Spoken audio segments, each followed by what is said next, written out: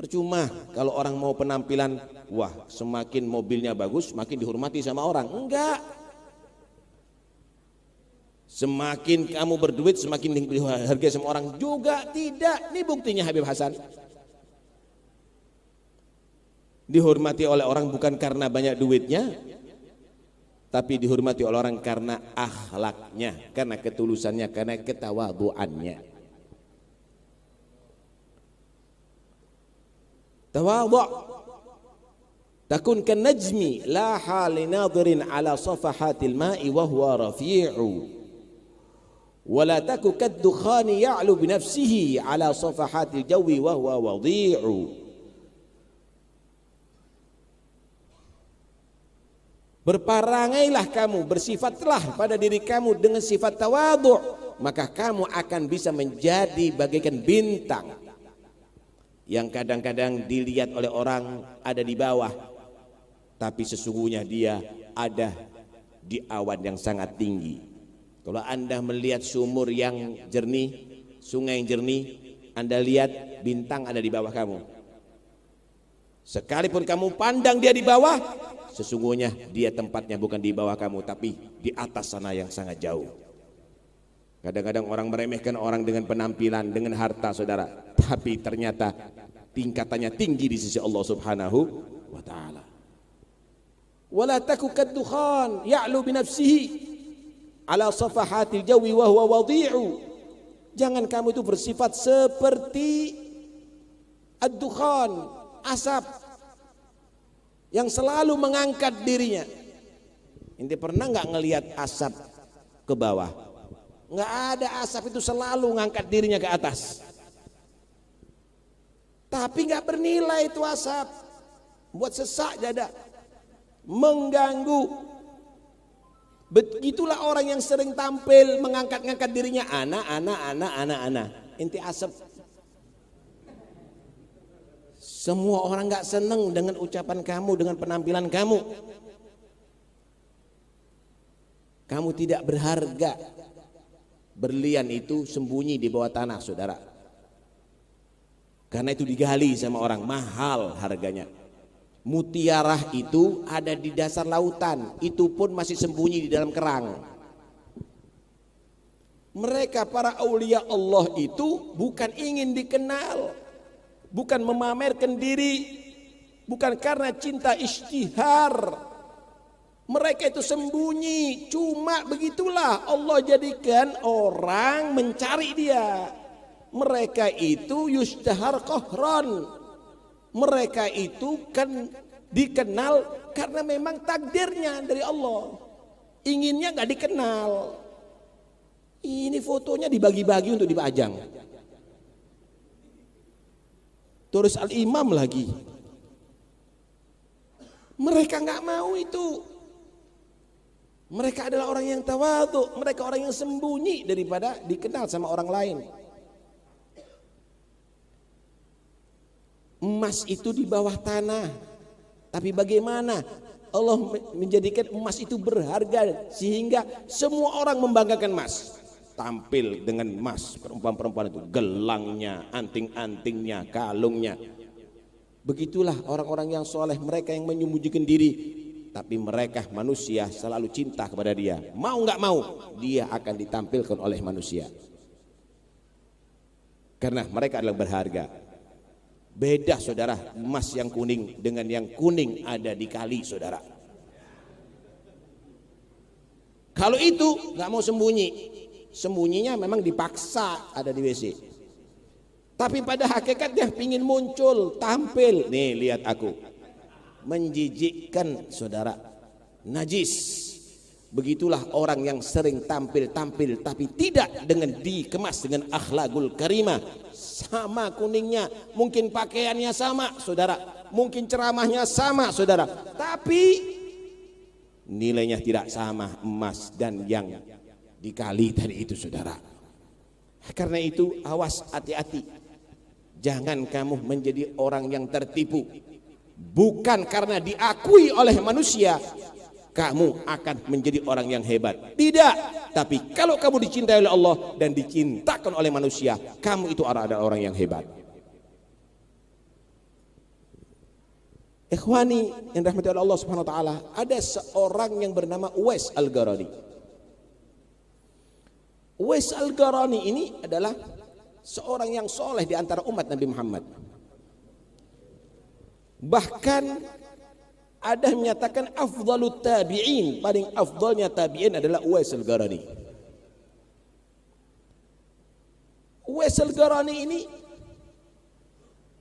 di zamannya tidak dikenal sebagai tokoh, tapi Uwais Al-Qarani adalah dikenal sebagai orang yang tidak waras. Tapi Nabi tahu, beliau hidup di zamannya Rasulullah tapi nggak pernah bertemu dengan Nabi. Kenapa? Karena punya ibu yang sudah tua rentah yang selalu membutuhkannya, sehingga tidak punya kesempatan untuk pergi dari Yaman, tinggal di Yaman, di Goron Yaman, untuk bertemu dengan Nabi Muhammad SAW. Tapi Nabi mengetahui bagaimana nilai Uwais Al-Qarani. Inna nafasar rahman fi ardil Yaman, orang istimewa pilihan Allah ada negeri Yaman. Bahkan Nabi berpesan kepada sahabat Sayyidina Umar dan Sayyidina Ali, cari Uwais Al-Qarani, jika kamu bertemu dengan dia sampaikan salamku Rasulullah dan mintalah kamu doa kepada Uwais Al-Qarani karena doanya diijabahi oleh Allah, mujabud da'wah. Sayyidina Umar sama Sayyidina Ali itu lebih afdal daripada Uwais, tapi diajarkan oleh Nabi minta doa kepada Uwais. Karena itu jadi ustadz jangan ustadz mentang-mentang. Ente jadi ustadz minta doa sama murid ente. Kenapa? Jangan meremehkan doa dia. Jangan-jangan doa dia adalah diterima oleh Allah. Kamu akan dapat barokah dia. Siapa kamu mendoakan saya? Saya lebih dekat kepada Allah. Enggak ada begitu. Akhirnya Uwais Al-Qarani ini selalu dicari oleh Sayyidina Umar dan Sayyidina Ali, dan termasuk mencari Haram bin Hayyan. Ini Haram bin Hayyan cari. Akhirnya dapat Uwais Al-Qarani, saudara. Setelah dia dapat, ternyata orangnya bukan orang putih, bersih, enggak, orang hitam gembel. Malah pernah kena penyakit belang. Sembuh, cuma ada sisa belang ada di pundaknya. Dideketi, kepalanya selalu merunduk ke bawah, nggak pernah mengangkat ke atas, tawadhu kepada Allah Subhanahu wa ta'ala. Kemudian si Haram bin Hayyan kasih salam kepada Uwais, assalamualaikum ya Uwais. Uwais mengangkat kepalanya sambil mengatakan waalaikumsalam ya Haram bin Hayyan. Ini belum pernah ketemu nih, langsung tahu Uwais dengan Haram bin Hayyan. Loh, kok Anda kenal dengan saya? Padahal kita belum pernah bertemu. Iya, kita pernah bersatu di alam arwah dulu. Ya, orang di atas sebelum hidup di dunia ini hidup di alam arwah, saudara. Al arwahu junudun mujannada. Kalau bersatu di alam arwah, kenal di alam arwah, saling cinta di atas dunia. Anda cinta dengan orang-orang soleh, para ulia Allah, para nabi, para ambi Allah, padahal nggak pernah ketemu. Kenapa bisa terjadi? Karena dulu ada di alam arwah pernah bersatu. Kalau nggak dalam kelompoknya di alam arwah, di atas dunia pasti bertentangan. Ya, aku masih ingat kita pernah bersatu ada dalam arwah. Karena itu ketika aku bertemu denganmu, ruhku langsung mengenal kepada kamu. Allahu Akbar. Ringkas cerita, Haram bin Hayyan minta, aku ingin mendengarkan satu hadis saja dari Anda yang Anda bisa riwayatkan dari Nabi Muhammad SAW. Kata dia, Haram bin Hayyan, aku nggak pernah ketemu sama Nabi. Yang aku temui orang-orang yang pernah bertemu dengan Nabi. Dan aku banyak mendapatkan hadis daripada mereka, tapi aku tidak ingin memberitahu siapapun hadis itu. Kenapa? Sudah cukup banyak yang jadi muhaddits yang ngerti hadis. Kenapa? Karena aku tidak ingin dikenal bahwa aku adalah orang yang mengerti tentang ilmu, akhirnya aku banyak tamu. Paham ya? Ini ilmunya 1 sendok, kadang-kadang kepingin ditamui banyak ini sekarang. Lari daripada istihar. Sampai akhirnya minta doa, didoakan. Setelah itu Uwaisul Qarani berjalan diikuti oleh Haram Rahyan. Haram, kalau aku mengarah ke timur, kamu harus ke barat. Kalau aku ke barat, kamu harus ke timur. Kita harus berpisah. Anakmu ikut, nggak bisa. Ketemu nanti di akhirat. Uwaisul Qarani kalau ada yang kenal sama dia 1 orang 2 orang pasti pindah ke daerah yang lain. Nggak mau dikenal. Akhirnya Sayyidina Umar, Sayyidina Ali selalu cari. Karena itu wasiat dari Nabi. Kalau waktu haji pasti diumumkan, siapa yang dari Yaman ya? Siapa yang dari Yaman? Pas di zaman khilafah Sayyidina Umar bin Khattab, Amirul Mukminin. Siapa yang dari Yaman? Kelompok dari Yaman siapa? Kami kelompok dari Yaman. Yang dari Garon siapa? Oh, ada yang dari Garon. Kenal Uwais enggak? Uwais yang nyari Amirul Mukminin nih, pemimpin nih. Pikirannya ya harus tokoh dong. Ya ulama terpandang. Ya orang yang kaya. Bisnismen. Uwais. Nggak ada Uwais di Garon. Ada. Coba kamu pikir. Uwais. Oh, ada Uwais tapi kok kurang normal ya katanya. Ya itu yang jaga-jaga onta kita itu, yang bersih-bersihkan itu semuanya Uwais katanya. La ilaha illallah. Nggak tahu. Karena orang memandang pakaian, saudara. Orang memandang pakaian, padahal pakaian ini bisa menipu. Saya mau tanya, kalau ada orang pakai kostum Superman, apakah jadi Superman? Enggak, itu justru mainan. Kita kadang-kadang pakai pakaiannya orang-orang yang soleh, tapi nggak jadi soleh, mainan ente, lucu. Didatangi oleh Sayyidina Umar sama Sayyidina Ali. Kemudian disampaikan oleh Sayyidina Umar, Uwais, Nabi kirim salam dengan Anda. Nangis Uwais. Aku cinta sama Rasulullah tadi.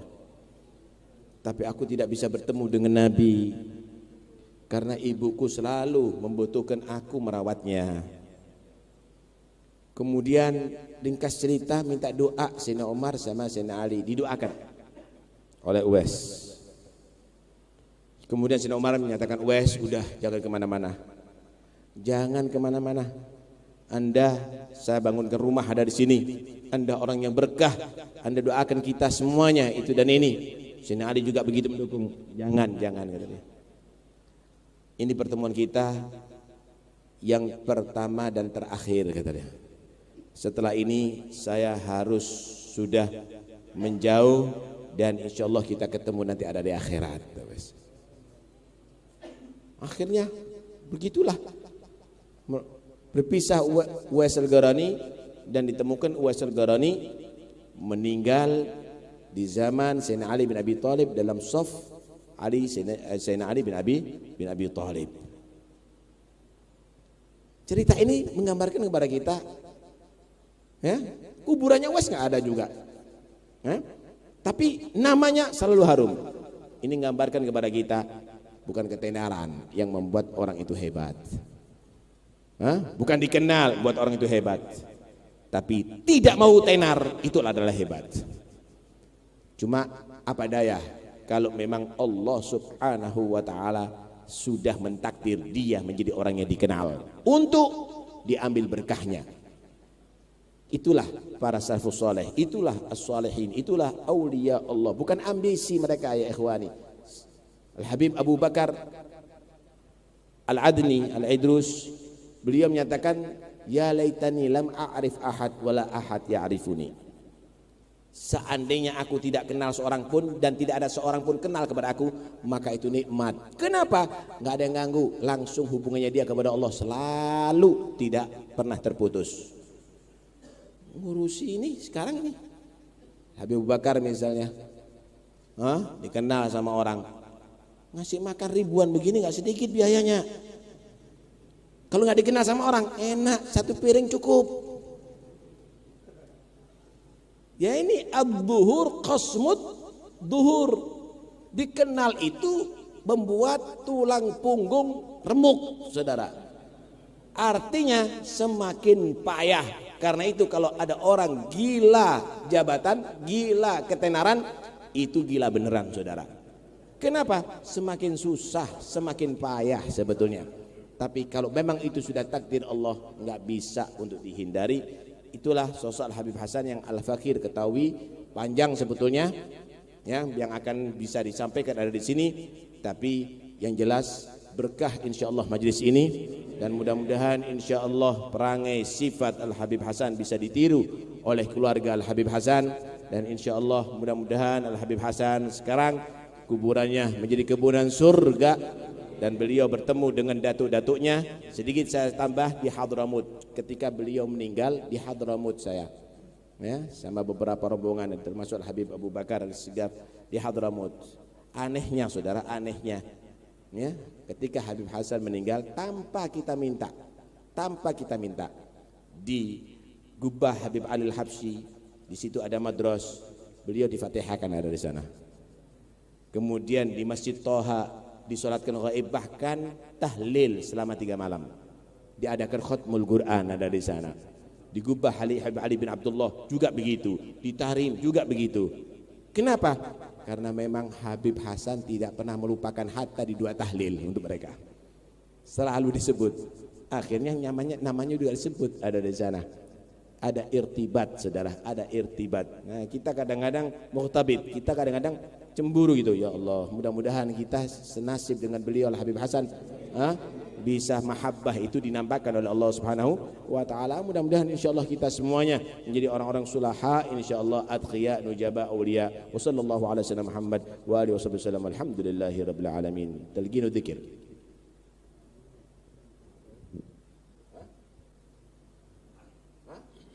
Talqinu dzikir.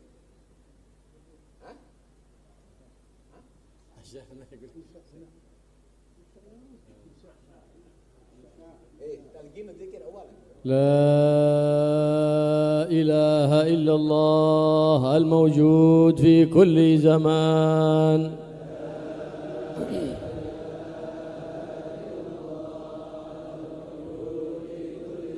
لا إله إلا الله المعبود في كل مكان.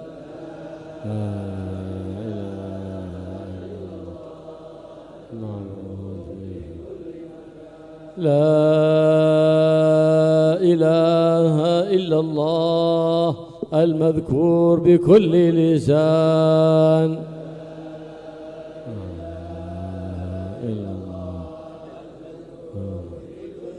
لا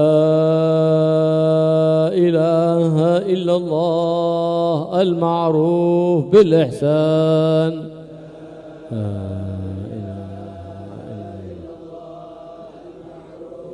لا إله إلا الله كل يوم هو في شان.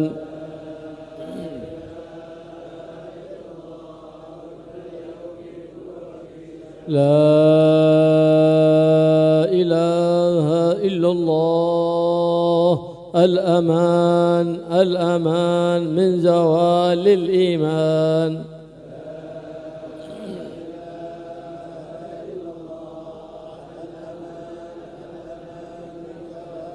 ومن فتنة الشيطان. يا قديم الإحسان كم لك علينا من إحسان. إحسانك القديم يا حنان يا منان. يا رحيم يا رحمن. يا غفور يا غفار. اغفر لنا وارحمنا وأنت خير الراحمين. وصلى الله تعالى على سيدنا محمد وعلى آله وصحبه أجمعين.